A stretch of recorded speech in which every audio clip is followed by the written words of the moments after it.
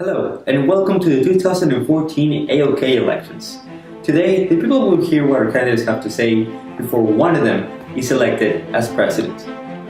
We have been left out with three candidates after our preliminary vote, and our candidates are as following: Abraham Lincoln, representing the Historic Party; Albert Einstein, representing the Mathematical Party; and Buddha, representing our Ethical Party. So, our first question would be, what are you campaigning, and what do you plan to do to achieve it? I'm campaigning for history and the observation of the past and how the people can better themselves for the future and how they can fix their mistakes by observing the past and what we need to fix. Campaigning. I'm campaigning about ethics, and depending on how a human knows what is right and wrong, and based on that, how do we know about What are it? you campaigning? I'm campaigning for mathematics, which is the understanding of numbers, quantities, and how they relate to the physical world through concepts such as engineering and physics. Yes. How do you think you are gonna benefit the people? Well, with history, you can observe the past, and from those past mistakes, you can tell them what they need to learn from those past mistakes. And using those past mistakes, you can look at the future and see how the future can be better from those past mistakes, and you can learn how to not create wars, and peacetime might be achieved. I believe I'm the best way of knowing because I focus on the human perspective of knowing, and I disagree with history because humans never really learn from their past mistakes because of all the wars that we ever gone through. Humans have learned to fight every war, but we know the consequences of war, but we never learn from those past mistakes. And that's why morals is more efficient than history. I disagree with both ethics and history. Humans have continued to make the same mistakes over and over throughout our lives, whether it's the ancient past, like the two world wars, or simply just going out and deciding that, hey, bullying someone might be fun. But mathematics, it is finite. It is definite, and we do not get mistaken through it. Let's say we have 15% of the population is terrified of spiders. It doesn't matter if it's 15% of the population of Dallas or 15% of the population of the world. It's 15%.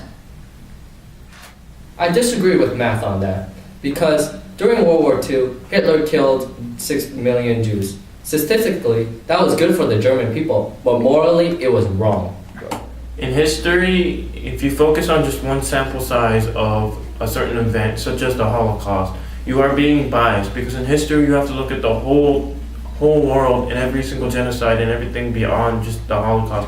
There are many genocides than just the Holocaust, and there are many events that many people have died in. If you observe just one past event, people can't learn from just one past event. They will keep repeating the same mistakes if you keep doing that, and the biasism of just looking at the Holocaust itself. There are many more genocides in history, such as the Turkmenian genocide, which 10 million people died in, and so many other past events that have happened. On top of that, statistically, when you look at genocides, they are correct in terms of, okay, they helped one group of people, but that does not show the whole picture, how socially it impacted the other culture and how it affected other people when they died. And that's what you have to look at with history. Yes, thank you, history. By using numbers and statistics and trying to improve your argument, you've shown that analyzing the events of our world through mathematics increases our understanding and knowledge of what happens in them. However, math, when you look at only one side, when you look at statistics, they only focus on one side of the whole standpoint. In history, in order to observe someone's past mistakes, you must not only look at one side, but also the other side of the people and how it impacted other things in society. If you just look at one side, you're just being biased and only observing one side of the argument. And how will that better support life, as you need to look for your past mistakes? All right, even though history focuses on different perspectives, the history has to remember that everyone has their own self-regarding interests. Self-regarding is basically everyone has their own interests and they have to focus on their way of surviving, but on morally, it's our duty to actually improve everyone's way of knowing and make sure that everyone has the right to do the correct moral standards of living. Question is, how do you believe you're the most efficient compared to your other political adversaries? Knowledge. I think I'm the most efficient area of knowledge because society sets the moral principles for people to understand and learn from, because it's the right thing to do, and morals makes us understand why we do everything and helps us differentiate between right and wrong. Ethics is all about the individual human being, and the individual human being takes the longest time to change by itself. History is more efficient because after a certain event happens, we try to figure out what is wrong, and people work together to try to create documents and other sources to fix the problem at hand and at time, and they work together.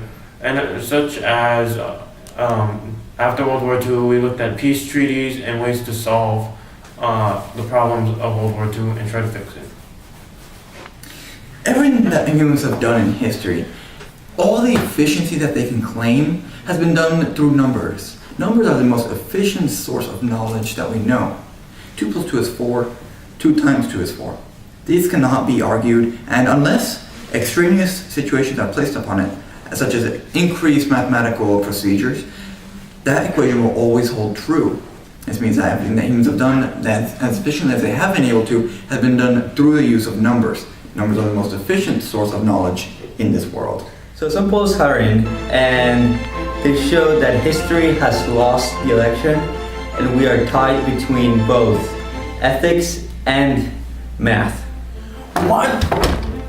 We are now in the last question, which is, what uncertainties do you feel that the other candidates have that you don't? In ethics, the uncertainty lies in each individual. Every person's moral compass is slightly different from the next.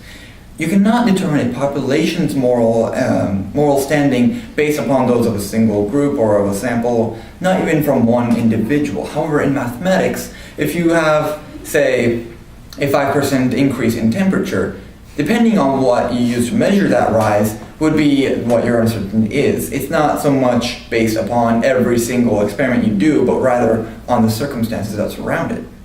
Alright, math has uncertainties that don't focus on the human perspective. For example, the reading we did a while back, it was in the Irish potato famine, where they said like, alright, let's kill all the kids and just sell them for meat.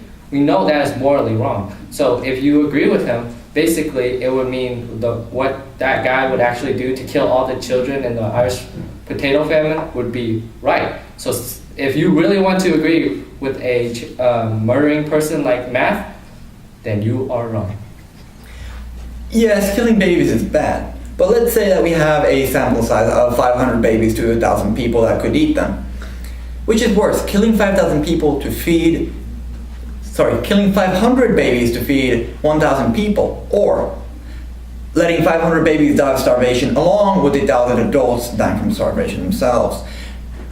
If you follow the Buddha's examples here, you would be killing off 1,500 people compared to 500 babies and saving 1,000.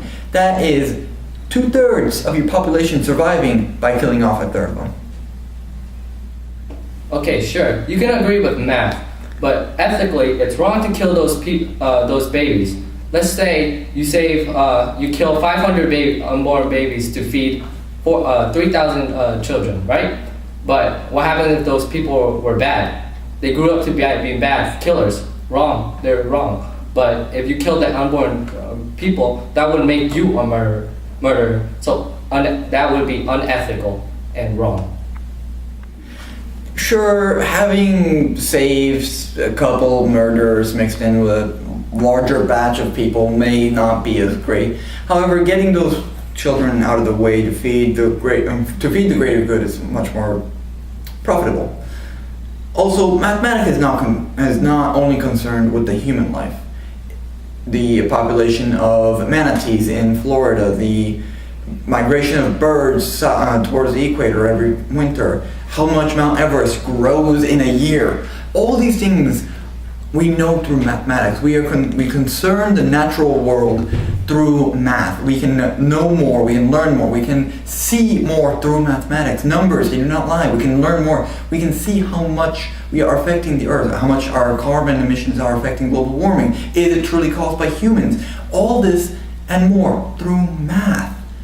It is not a matter of ethics. Ethics and history are hindsight. They look at what we did may have been wrong. What we did may have been right. But math tells us what we do is right. What we can do is wrong. Math does not care about tenses. It is not the past. It is not the future. It is all things. It is the world, and it is how we perceive it. Well, votes are in, and the winner of the 2014 AOK elections is, by a staggering only 1%, math. This is bad for my blood pressure. Oh no! Eureka! Math wins again! Yeah! Take that! Other areas knowing. Oh, and sorry to everyone else who couldn't be here, but I'm the best.